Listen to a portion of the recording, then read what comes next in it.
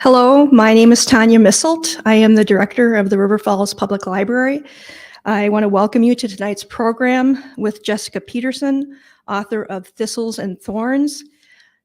Just briefly, the format tonight is in person.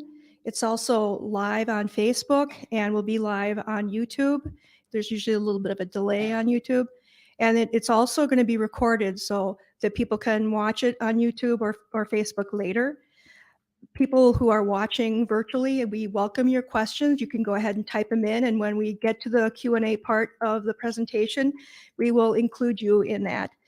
I am very humbled this evening to welcome Jessica Peterson.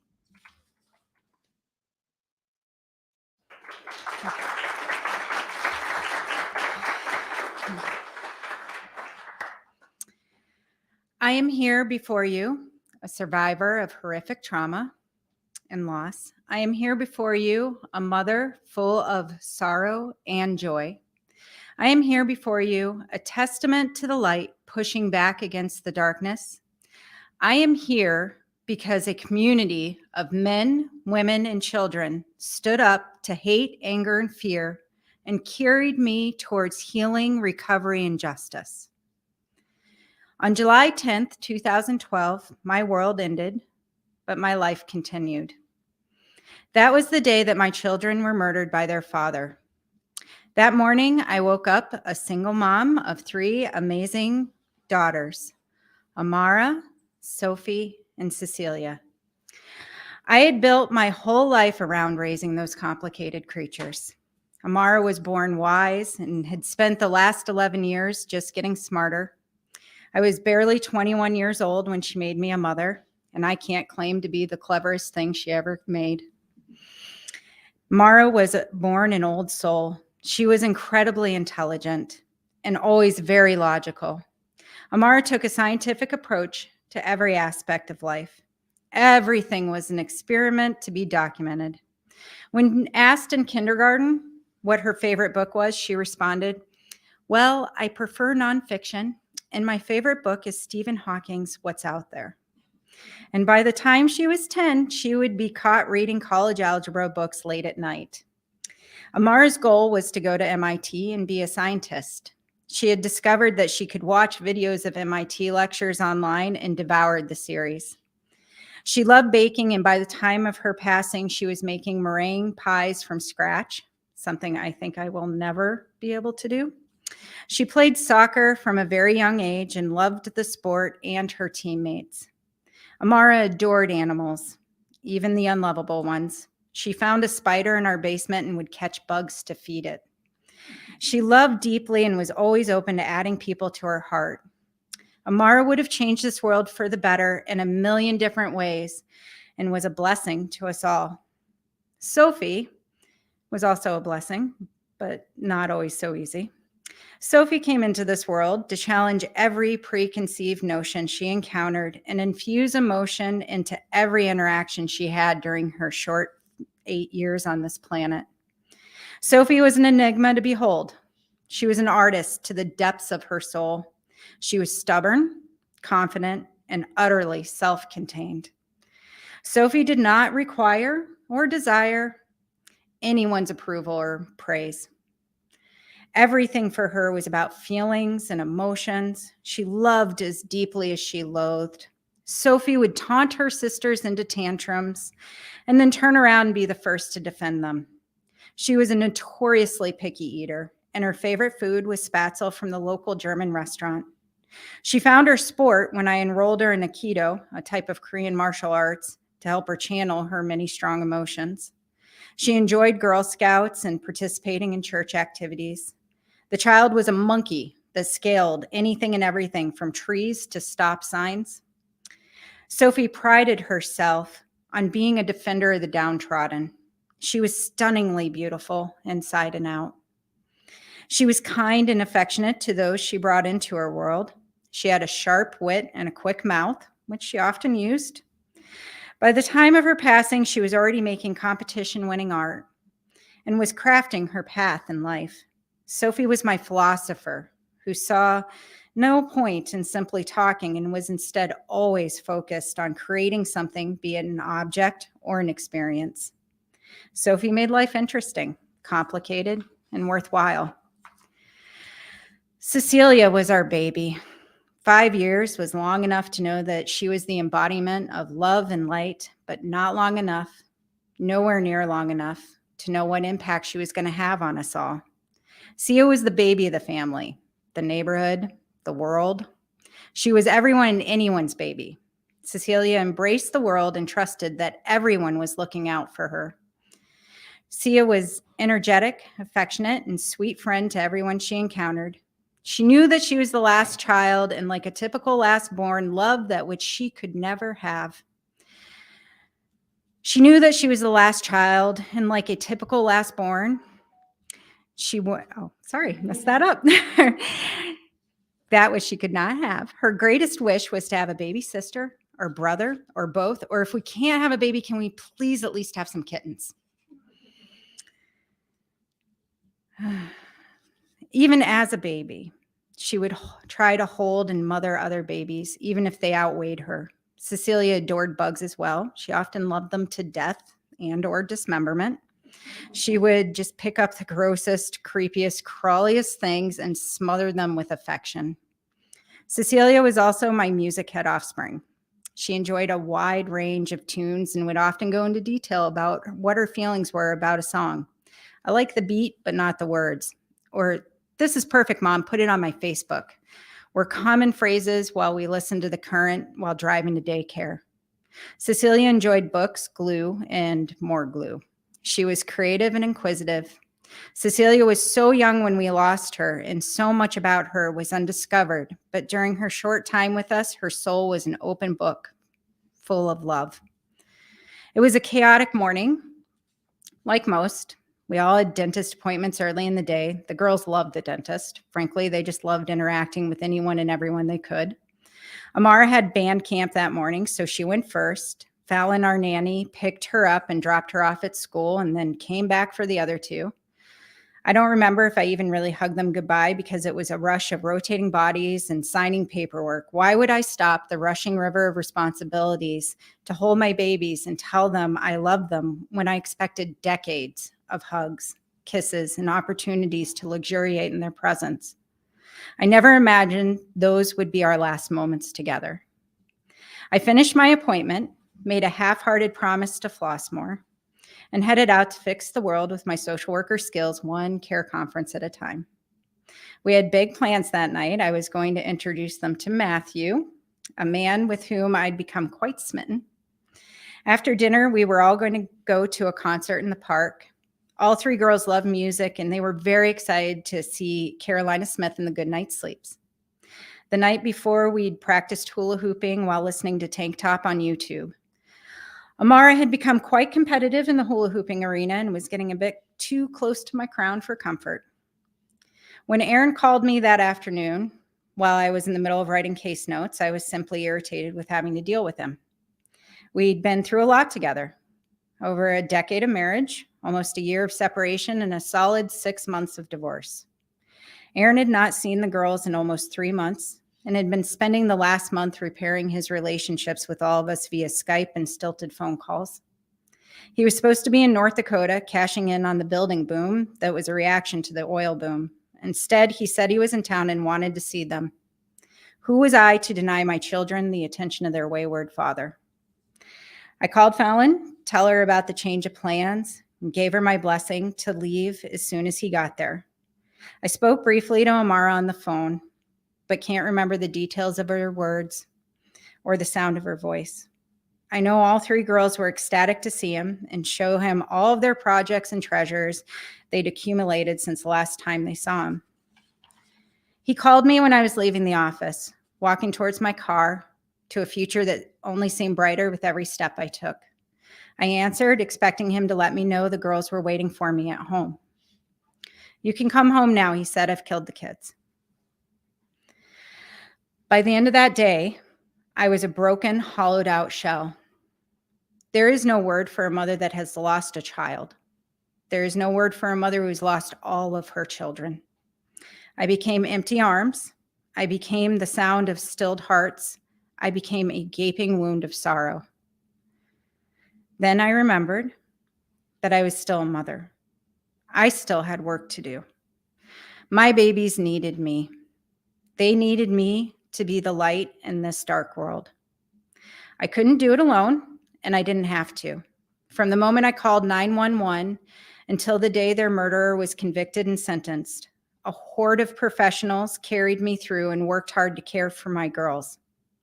There were police officers, ministers, social workers, and teachers, all coming together to help me fight this battle. I was not suffering alone either. Our family suffered, our friends suffered, our whole community was suffering.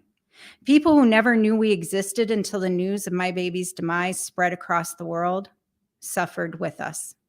Tragedies of this magnitude will ripple through the World Wide Web, connecting all of our souls. Many of those same professionals who were working to bring justice for my girls were suffering from the trauma they had to endure. Simply witnessing the violence that had been wrought upon my family was devastating. How do you do it? How do you carry on? How do you keep going? These are the questions that I'm often asked. My answer is, I don't, but we do. It starts with people stepping up out of their own grief to help pull someone else out of their hole. It is possible to survive trauma, and when we embrace the gift of letting someone help us, our culture has tried to teach us that being strong means never needing help. I'm here to tell you that true strength comes from exposing our weaknesses and trusting our fellow humans to help us. That help came in many forms. The first professional to help me was the woman who answered my hysterical 911 call. She kept me on the phone and focused for the grueling 45-minute journey from the office to the police station. She didn't abandon me. She didn't shy away from my horror. She stayed with me in that dark, awful place. Her voice became the tether that kept me from going completely off track. Her demand that I come to the police station and not to my home may have saved my life and definitely salvaged some scraps of my sanity. I would need 20 days to be able to regale you with the examples of the 1,001 ways that law enforcement carried me, protected me, and gave me justice. They were the ones who guarded my baby's shells. They were the ones who located my family and friends. They were the ones who witnessed my breaking, and they were the engine that powered the machine of justice. I was amazed how they balanced caring for me and ensuring the integrity of the investigation. There was only one moment where the scales tipped a little bit. I left my home that morning and never went back. My house became a crime scene that could not be accessed. The problem there is that I had nothing but the summer dress on my back. As the hours turned to days, it became increasingly difficult to ignore my need for clothes. The victims' advocates tried their best to be granted permission to go into the home and bring me some clothes. Law enforcement agreed to have an officer gather some items for me. The advocates, who were all women and knew the ways of women, begged that they at least find a female officer to do the gathering. Alas, some poor young male officer was thrown into the jungle of my closet and emerged horribly scarred. My best estimate is that he donned a blindfold and just randomly grabbed whatever came to hand. It's the only explanation I have for the bag full of wool work pants, lacy thongs, and random accessory items. Being completely honest, the moment I opened that bag, I started laughing and couldn't stop, and I knew the girls had pranked me from the great beyond. Law enforcement also took the brunt of the initial trauma for the community, as they often do. Just this last fall, I was being indoctrinated into the world of being a football parent. While watching my son Flint hustle down the field as I yelled vague supportive sports jargon in his direction, a fellow football parent came over to introduce himself. He explained that on July 10th, 2012, he had been the first officer through the door. He had been the one to find my babies tucked in their beds. The burden of carrying this trauma over the last decade showed in his shoulders and the strain around his eyes. I made space for him in that moment to share his story with me. I thanked him for his service to my children and told him I was sorry he had to be the first witness of their tragic ends. Acknowledging the burden he had been carrying and giving it the weight it deserved was enough to visibly lighten his load. The power of connecting and healing through our stories made our grief bearable. I think many of the first-line professionals, like nurses, medical examiners, police officers, and emergency responders, box themselves into being nothing more than witnesses to tragedies, just there to document the vitals or the lack thereof, a cog in a machine that takes in evidence of horrors done and transmutes it into a form that is digestible for the judicial system. I say no, they are not just cogs in a machine or mute witnesses. They are the hands that heal, or if healing is not possible, the hands that help carry the weight of grief. They are the hearts that pump comfort through the veins of society. They are the sacred chroniclers of trauma. They are so much more than that, and denying the way the threads of our lives braid together doesn't stop our hearts from feeling or our souls from absorbing the darkness that accompanies traumatic loss. By sharing our stories and owning the entanglements of the human tapestry, we can pull each other towards healing. I will forever be grateful to the officers, investigators, and victims advocates who made my recovery and survival possible. The victims advocates were with me every step of the way. The best thing they did for me by far was deal with my mother. Families are complicated, and grief and trauma only compound those complications. I could barely handle my own grief and had no capacity to address the needs of my surviving family. The advocates took my parents to lunch, connected them with therapists, and encouraged them to give me space. They also navigated interactions with Aaron's family for me until I was strong enough to do it. They helped us all understand the court process. They prepared us for the trials and tribulations of traversing the labyrinth of the legal system. They worked hard to shield us from the media, and when the time came, they helped us to use the media to raise money for the playground. Other supports that made a difference were groups like Halos of Hudson. It was so helpful for me to be able to share space with other people who had lost children. Due to the trial and the media attention, going to a support group was not an option for me. I could not trust that a group would be secure enough, but I could communicate with bereaved parents individually, and the trinkets that the group made in honor of Amara, Sophie, and Cecilia gave me something to hold in my hand and know that I was not alone in my grief. Again and again, the incredible power of sharing our stories of loss and grief buoyed my resolve to carry on and was a salve to the others as well. Losing a child is devastating. Not being able to share their story, no matter how sad the ending may be, is catastrophic for a survivor. As a human, it is vital that we understand that none of us will come out of this thing called life unscathed. All of us will experience loss, grief, and trauma to some degree. How these stories are shared can have an immense impact on all involved. I fully accept that simply meeting me and becoming aware of the blows I have suffered can be traumatic for others. An example, if I may. I'm just out in the world, floating around, doing regular things when the inevitable question comes my way. Do you have children? It's a simple question, right? An invitation to give a simple answer. Yes, no, maybe soon. Every time I am asked this, I have to smash the unspoken rule to keep it light. I know I could lie, but I have never been good at it. And frankly, I love my kids too much to hide them under social niceties.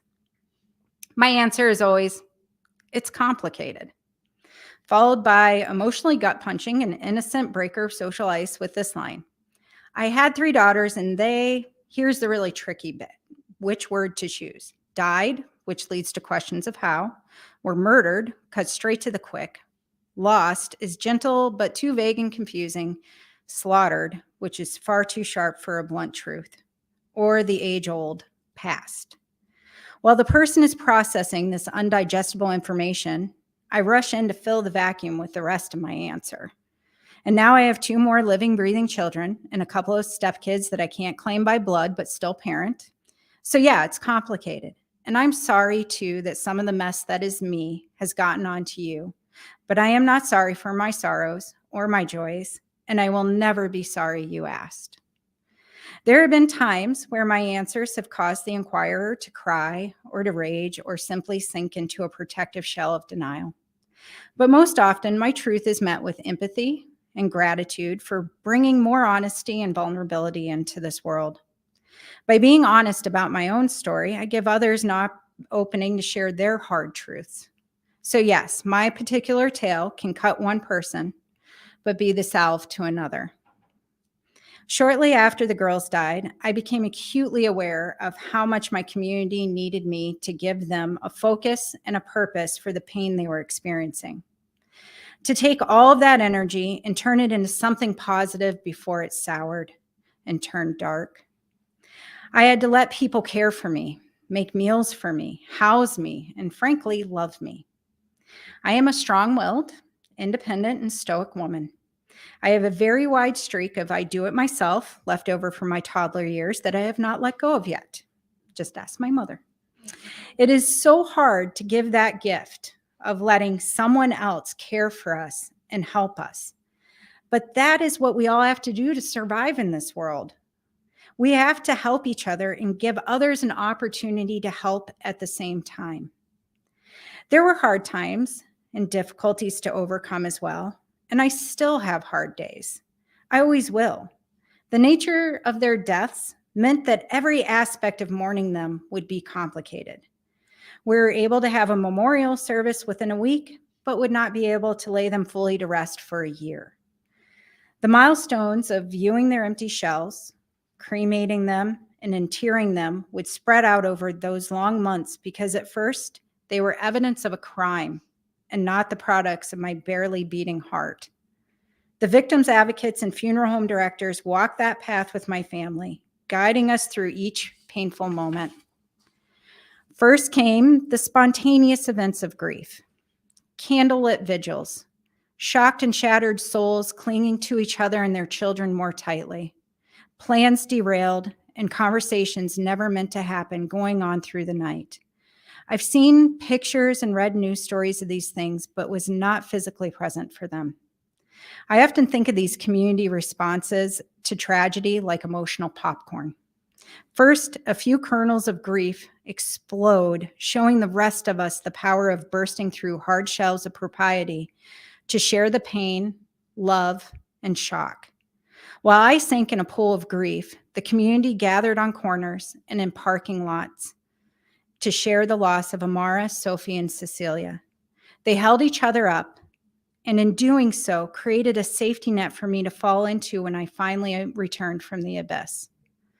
Next came a memorial service, not a funeral, gathering of souls to come bask in the special sorrowful joy of celebrating lives cut short, oh so short.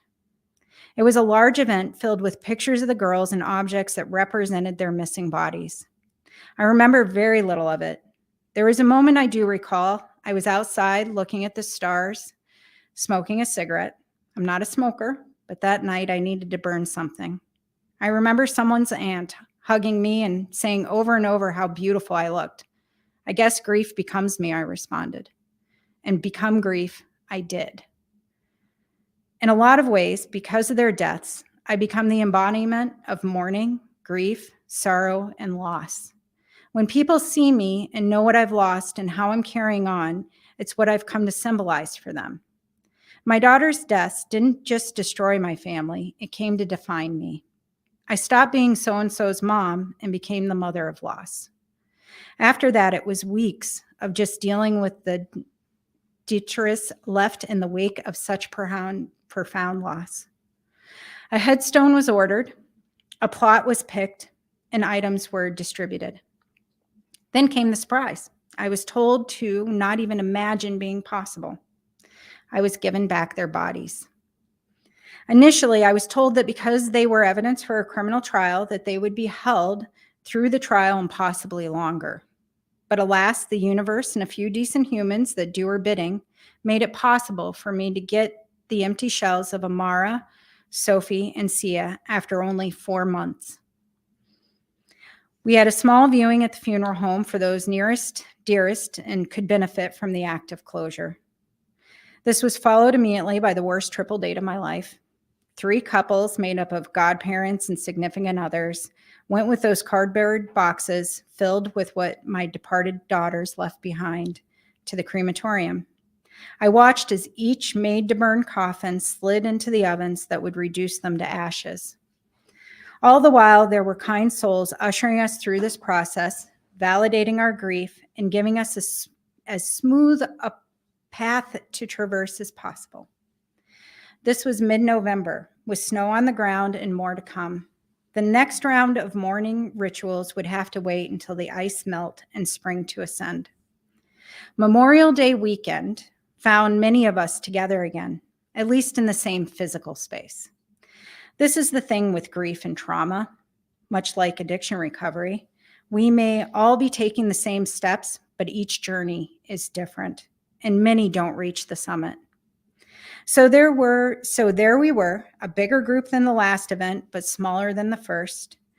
Again, those funeral directors and victims advocates and cogs of the faith machine walked us through bearing a third of the ashes and many of our tears and wishes and a newly thawed ground under a stone carved with Amara, Sophie, and Sia's names and dates of entry and exit into this world. Then all that was left to carry on and carry them with me. I know a year of fresh mourning sounds like it would be so much more damaging than getting it all over in a week. But I credit my survival in part to that lengthening of the grieving rituals. It gave me time to process one step fully before jumping into the next. It gave others time to approach me with their stories of Amara, Sophie, and Sia. A gaping wound of sorrow is harder to face than a stitched up patch of scar tissue. It also gave my mind time to recover enough to hold those stories without letting them slip through the fingers of my consciousness. A decade later, I am still collecting stories about the girls. Just last month, one of the lunch ladies from their school reached out to tell me about how sweet Sophie used to be to her, which made me question if she was really talking about Sophie. But she was, and she said how she would tease my talkative offspring. More chew, less chat, Sophie. Or when I went to the gas station and the clerk behind the counter had been in Girl Scouts with Amara and had to share her memory of camping with her. Leaving the door open to joyful, perpetual mourning allows us to carry our loved ones through time and share them across space. The stories shared with me about my own children, as well as other lost loves, helped me face the next round of tribulations that also took more than a year to complete. Next on the docket, I had to survive the trial and all that went with it. I couldn't have done it without the prosecutors, police, victims advocates, and yes, even the public defenders who played their necessary roles. I again had some choices to make. How was I going to conduct myself? What did I need the outcome to be? How was I going to make that happen? I could have easily obsessed over every detail of the case. I could have fed my anger and hatred and strived for revenge. I needed justice for Amara, Sophie, and Sia. I needed safety for myself and those I love. I needed peace and security. Above all else, I needed to be a good example for my girls. So I trusted the professionals to do their jobs, and I trusted the system to keep me safe. I focused on what was attainable: justice, safety, and security. I knew revenge was not a possibility. There is nothing in this world that can restore my children to me, and there is nothing that can be done to their murderer that could lessen my suffering. The trial could have been nothing more than a re-traumatization of not just myself, but of the whole community. The parties involved could have sensationalized the more gruesome aspects of a father killing his children and galvanized a mob. They could have, and they did not. Businesses and faith communities throughout the area came together to support not just my family and friends, but also law enforcement, victims advocates, and others as we played our parts in bringing about justice. They fed us, sheltered us, and let no one doubt the power of prayer and energy being sent out into the universe during times of turmoil. When tragedies strike, Those impacted and those witnessing the destruction often feel powerless and incapable of doing anything to make a difference. If you take nothing else from my story, please walk away with a marrow deep knowledge that you do make a difference and your response does matter. My daughters have justice. My family and those I love are safe. I have been able to keep going and make this world a better place. I could have indulged in the easy path of utter despair and vengeful rage. And occasionally I do indulge in those dark feelings. I do. But I refuse to let the darkness consume me and blot out the light those girls left behind in this world. Instead, I took the hard road of trying to bring enough good out of their deaths to balance the harm the world had suffered. I dreamed of a playground that all children of all abilities could enjoy, a place where happy memories could be made and people could come to celebrate the lives my girls had led. I gave my community a way to help my family and each other. We now had a reason to come together and build something that would honor the girls and focus on who they were, not how they died. And they did it. They came together in a big way and made my dream a reality. Little kids had lemonade stands, big kids had fun runs and 5Ks, small businesses had meat raffles, and big businesses made major donations. In less than 2 years, we raised over $500,000, and by the third anniversary of that horrific tragedy, a playground was built. The playground was the crowning example of the collaboration and empowerment that our little community had demonstrated from the day Amara, Sophie, and Sia died. When the news first erupted that the girls had been murdered, yes, there was despair and revulsion, but it was quickly eclipsed by hope and cohesion. Seeds of support were planted by a few good souls and then watered by a fellowship of professionals and citizens. Faith leaders of all walks came together to support every person touched by this tragedy, whether they were of their flock or not. The memorial service for the girls was conducted by 2 Unitarian ministers, an ELCA Lutheran pastor, a Missouri Synod Lutheran reverend, and a Catholic priest. I know it sounds like the beginning of a joke, but it was a testament to the power of people shedding their differences to hold each other up and embracing humanness. We can allow the minutia of our individual cultures to separate us in times of turmoil by focusing on our differences, or we can look at each other and know that in the deep and dark universe, we are one tribe. I am proud to say that the humans of my world leaned in and shared their lights, no matter what color the flame was or what particular fuel lit it. When people ask how I managed to keep walking around with this broken heart of mine, I think of the words of Kahal Gibran.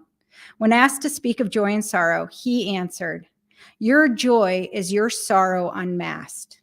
And the selfsame well from which your laughter rises was oftentimes filled with your tears. And how else can it be? The deeper that sorrow carves into your being, the more joy you can contain. My joys must be as high as my sorrows are deep.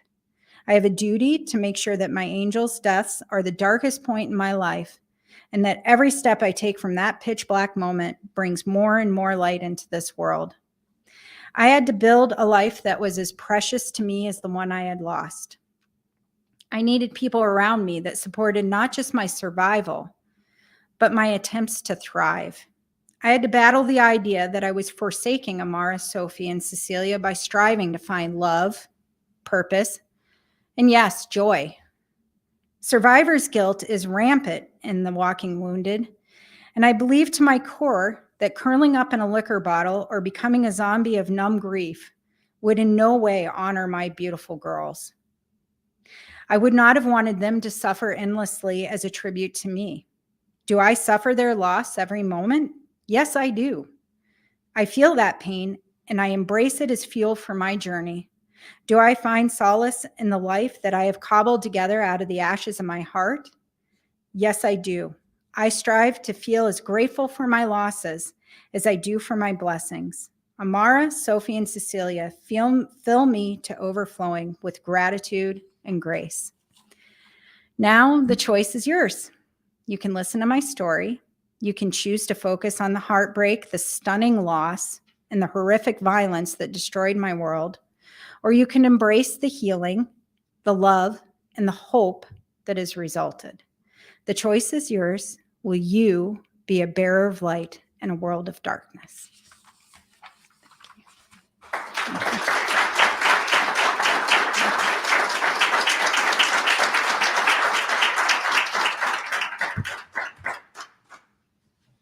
It's a little dry up here.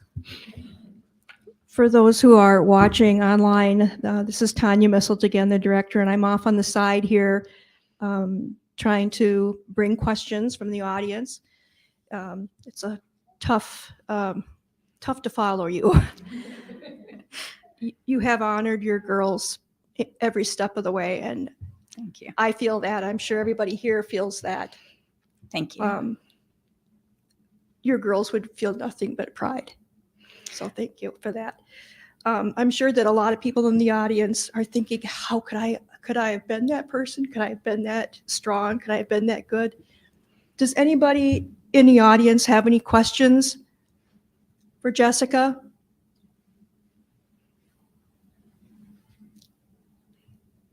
It is hard not to cry in the face of that kind of courage too. Courage and loss. Do we have any questions from the audience? No. I'm actually not surprised. Jessica, at what point did you feel that you could write a book about this? And how did you go about that? So the question is, how long did it take for? At what point did you feel that you wanted to write a book, and how did you go about that process? Okay, I'm sure I could rephrase that. At what point did you feel like you could write a book? I'm going to invite anybody else who has questions to come on up here and stand, or I can bring the mic to you. Well, if I'm being honest, I don't know that I feel like I can write a book, even though I did. It was a process. After the girls died, I did a lot of therapy, a lot. And my therapist encouraged me to write letters to them and write out how I was feeling, because that's something that kind of has always come naturally to me. So I did do some of that where I would write letters to the girls. And then after a while, I started, I want to say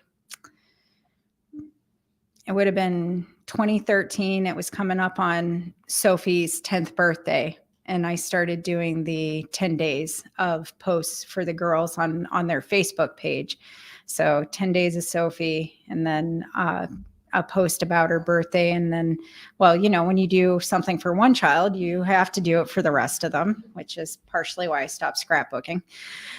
And I started writing those, and the feedback was great. I mean, that people appreciated hearing about the girls, and it made me feel good because I like talking about them, and it was helping me hold on to some of those memories. And that's the hard part about grief, is sometimes first you're robbed of your loved one, and then you're robbed of the memories of them because of the trauma and things like that. So I was doing some of that. And then honestly, I did some live speaking that kind of came about organically. I still don't feel like I'm real great at that either, but here I am yet again, talking in front of lots of people. And I did a talk with another woman who had written a book to support her speaking. And I thought, well, that would be a good process to go through. And it was a 5-year long process. I got connected with a freelance editor, Rick Paulus, who worked with me because I'm not a professional writer. My punctuation is awful. Just ask him. He's still appalled. But I would write the chapters, and it was very therapeutic for me to have to go through each one. And, then I started really just working towards the book. And there were moments where I was like, why am I doing this? Who's ever going to want to read this? Like, what good, is this going to bring any more good into the world?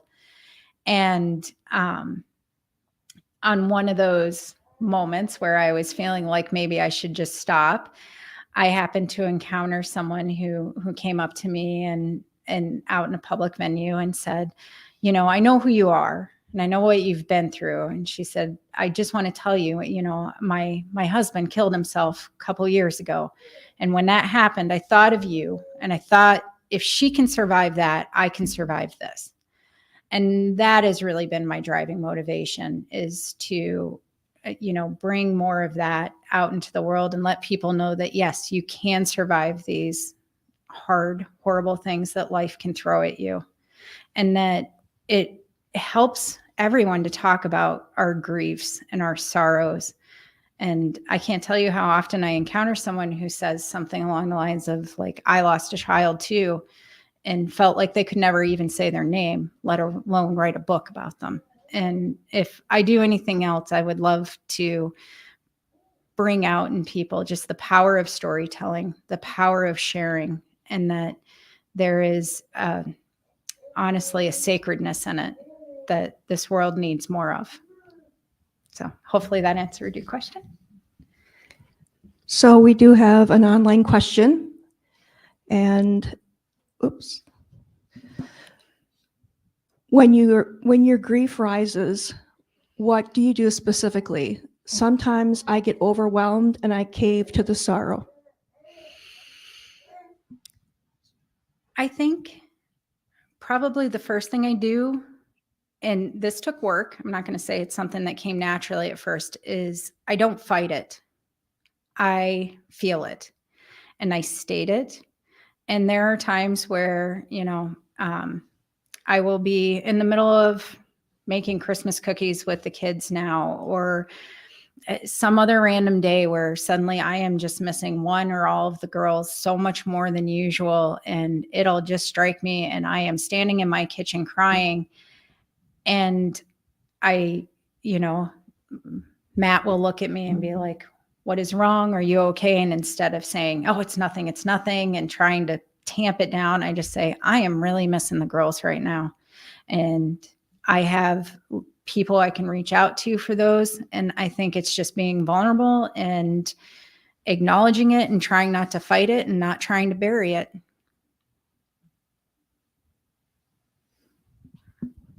Anybody else have questions? I have a question.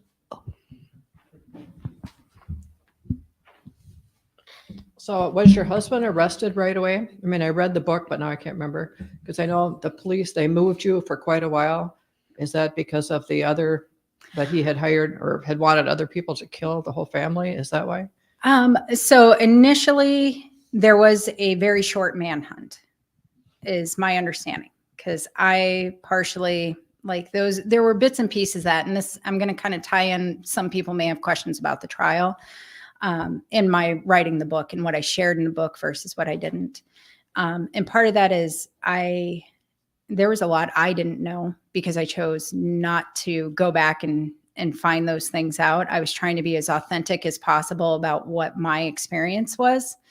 But I do know that initially they couldn't locate him. And so they had me come to the police station to keep me safe. And they found a close friend to come stay with me. They brought in other people and they were trying to find him. Eventually, it's my understanding he turned himself in at the police station. And then they did move me from one room to another to make sure that we did not encounter each other. And then afterwards, I moved around a lot because I was homeless, which was part of it. I stayed at different hotels and things like that. And some of that was my family also moving me around so that the media couldn't find me easily. Yeah. Any other questions online? Okay. I'd like to just tell you that I think your handling of everything, you just are so full of grace. And I was very impressed reading the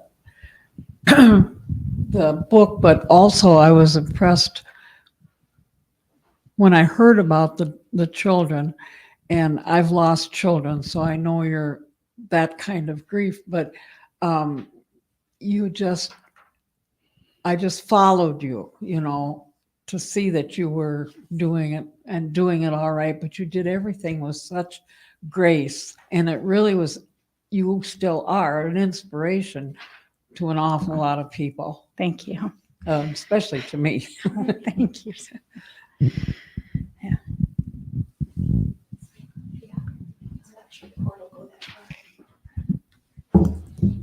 Hi. Hi. Okay. I wanted to thank you for bringing out the book. So I went to first grade with Sophie, actually, as did my sister.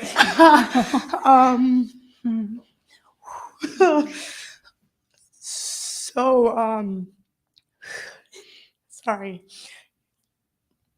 So you were with Aaron for quite a long time. How were you able to be in a relationship like that and not be able to like break off? Like, I was more surprised that you stayed as long as you did in such a difficult situation like that. Yeah, and I think, and I try to make sure that that's part of the book, is that what's really hard is he wasn't always evil. And I know that's a strong word to use. He definitely became evil. It was a slow process, and we were very young when we got together. And I do talk about it a little bit in the book, of having those moments of being like, I think I deserve better. But I had a lot of struggles with being like, this is the bed I made. These are the choices I made. I'm going to see them through. And I honestly lived my life for my children and was always motivated by, I got to do what's best for the kids. What can I do to help support them and get through this? And trying to keep that together and just making that life. And it took a long time. I mean, there was definitely circling of the drain, tried therapy, tried different things. And I think that Aaron and I kind of demonstrate that awful things happen to people in life, hard things. There are hard things that come up in life, and you do have a certain choice about how you're going to respond to that. And his response is, hard things happened in his life. He indulged in more selfishness and darkness, honestly. And it was hard. And that is something that comes up, especially when you're dealing with domestic violence, that's more of an ongoing or chronic condition, and how it can be dangerous for women to leave. And I did not realize that he was capable of that depth of violence, sincerely. But yeah. Any other questions or comments? I have a question. Because I might ask her. I have a question. My question is, I know that kind of bargaining is a part of grief. And so how do you stop yourself from saying, what could I have done different? I think that was a big part of the book, was forcing me to go back and really look. I mean, it didn't force me. It gave me the opportunity to go back and really look at where my life had taken me. Like, what were these steps? How did we end up here? Like, at what point? And there's some of that, woulda, coulda, shoulda, that can just plague you if you let it. And there is just coming to peace with the knowledge that I was doing the best I could with what I had and making the best choices I could. And then also having to accept that very hard fact that we have nowhere near the amount of influence or control over other people that we think we do. And that was hard to face. And that it was a lot of therapy, for sure. I mean, it's something that I still go back and touch base with. I mean, I still see my therapist occasionally and check in to make sure that, as this process is going, and feelings come up. And that's part of it, is just, I still, every once in a while, I'll start slipping back to, if I'd only done this back in 2008, maybe this wouldn't have happened. And the other side is that is I had to accept that this, evilness was lurking inside somebody I devoted myself to and loved. And that's a hard part too. I mean, it would be easy for me to stand here and try to say that I never loved him, but that's not true. I did. And that's, and I get back into that like idea of regret. And what stops me from sliding too far down there is I can't regret those girls. So I can't regret anything that brought them into my life. So at this stage, I really sincerely, I don't regret their loss, because I would not trade that for the time I had them. I love them. I still love them so much. And I'm just so grateful for the time that I had with them that I can't regret anything that brought them about, even if it meant I would have to let them go the way I did. Your current husband sounds awesome. Yeah, he's pretty here in the good. audience. Now he's blushing. I have a question for you. Oh, So one of the things that I love about your story is how much you celebrate motherhood and you celebrate life. And I know one of the ways you do that is with music. Can you say a little bit about kind of the role that music plays? And I know you have a playlist in your book. So maybe could thank say a you little. so much. So yes, music's always been a huge part of, I don't know, everything for me. Probably because I can't carry a tune. I could never play an instrument. I was never going to make music. So man, am I ever going to enjoy music. And yes, I have. So every chapter title in the book is a song title, except for the chapter, A Headstone and a Possibly Possessed Tree, which should be made into a song. And I'm pretty sure if anybody could do it, it's Jeremy Messersmith. So if he's watching this, please make me a song with that title. But yes, every song or every chapter title is a song. And at the beginning, there is a playlist if you would like to listen to it. I, unfortunately, because of copyright issues, I could not include lyrics. So people would have to do a little work to look up the lyrics of each song to try to figure out why I picked that one. I think Mama, I'm Coming Home for the chapter about when I moved back home with my mother is pretty obvious.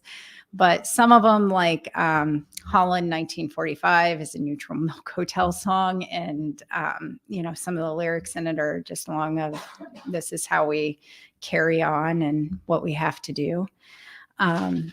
But yeah, music has always been a really powerful part of my life. And when it comes to parenting, I have always, I would play some Raffi and things like that for the kids, but I always had them listening to the music that I listened to, minus, maybe some Two Life Crew because of the lyrics.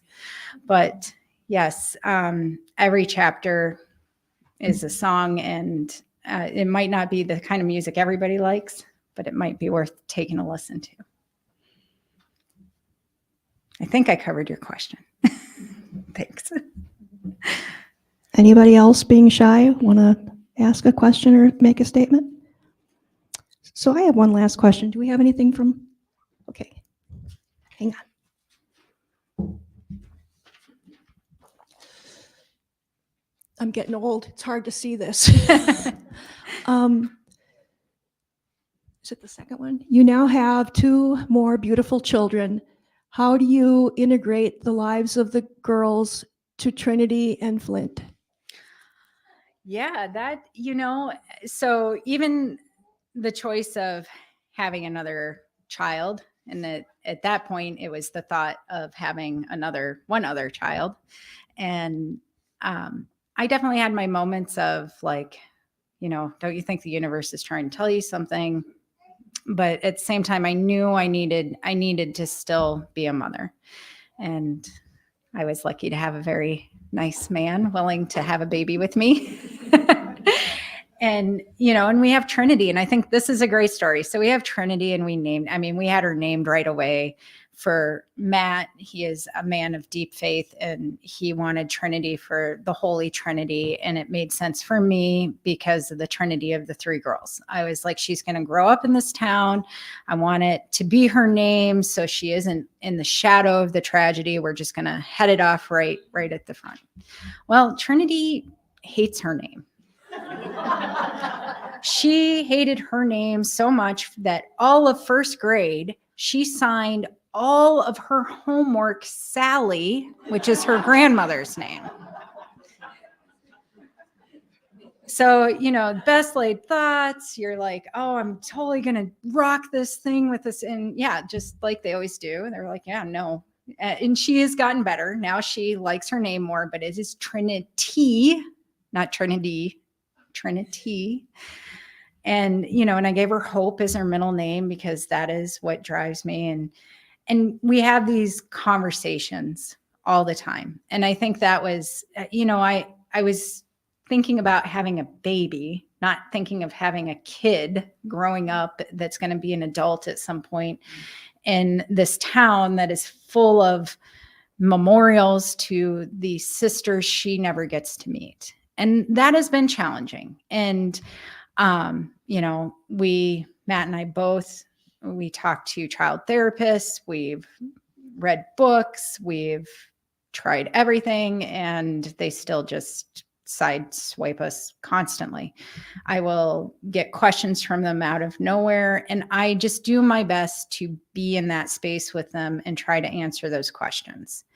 And a lot of times, what comes up is they want to know if they're like Amara or Sophie or Sia.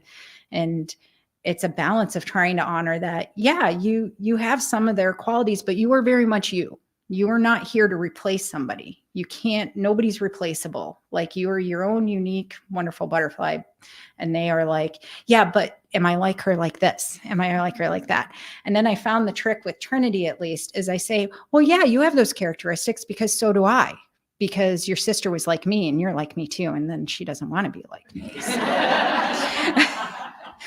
But yeah, and Flint, they're very curious, and it is hard. Honestly, there's part of me that thinks if I did write another book, it would be about trying to raise kids, with ghostly siblings. And and we try to balance it with what pictures are up, because I don't want to put the girls totally into a closet somewhere, but I want to make space for all of them. So it is a constant daily exercise. I wouldn't say struggle. It's exercise. It's good. It's healthy. Keeps us going. Sometimes it sucks. Yeah. Clearly, you've had a sense of humor to carry you through some of these dark hours. Yes. Anybody else? Okay, I'm going to come right up there. Okay.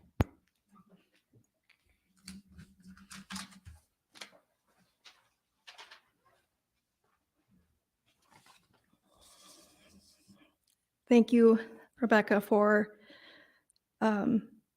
showing us how to wrap our heads around whatever grief we have faced or we will face. I know that as my life moves forward and I have to deal with grief, I will remember you. And thank you for honoring your girls. Thank you for reminding us that we all belong to a tribe, that we all have to love each other and take care of each other. I want to thank you for sharing your story with us tonight and making us stronger. I also want to come back here to the library a little bit and let you know that this has been part of, kind of coincidentally, part of a winter wellness series of a lot of different professionals in the community coming to the library to talk about how we can all do better being well. And this is something they've talked a lot about in national and state library conferences. How do libraries help the community be well after such a traumatic experience as the pandemic was? So we have a lot of amazing programs coming up. We have a gentle yoga class coming up on Saturday. We have a mindful cooking class on February 4th. Many more, but I want to mention a program that's really important to me. We have Abdur Rahman Muhammad coming to UW River Falls. He is the historian behind the Netflix series, Who Killed Malcolm X? That documentary series came out before the pandemic. And not too long after the pandemic started, that documentary series led to the exoneration of 2 of the 3 men who were convicted of killing Malcolm X, one of them posthumously. One man who was convicted of killing Malcolm X is exonerated today and still walks the earth because this historian had the courage to do the investigation. So I feel like this event, the opportunity to meet this historian, is on February 7th at the university. Registration is required. You just go to our website or call us and we'll help you register. There's room for 500 people. We are broadcasting this far and wide to bring people in. And to try to tie this back with what we've experienced today is just that we're all human. And when I look back at Malcolm X, I can't believe that happened in my lifetime. And we're all part of that history, and it's still something you can reach back to. So I hope that you are interested in hearing these stories and experiencing our nation's history in that way. So I thank you, everybody, for coming tonight, for learning with us, and I wish you a good evening. Thanks.